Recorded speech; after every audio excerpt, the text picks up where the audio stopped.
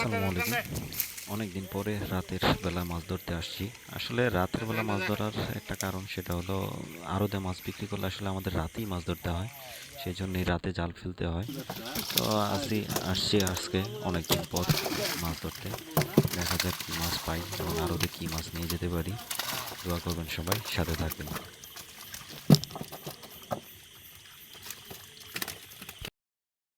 আছে 45 টাকা 45 টাকা কয় 250 আছে 250 250 কই নাই 250 কই নাই 250 কই নাই 250 250 কই আছে 250 কই আছে 250 করে 32 টা কবি পাইছো পাইছো পাইছো পাইছো তবে আছে 300 টাকা কেজি 300 টাকা কেজি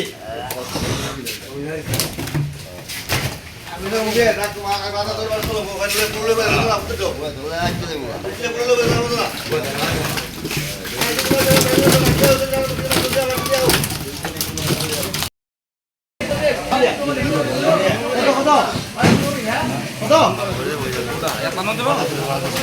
কবে নিবা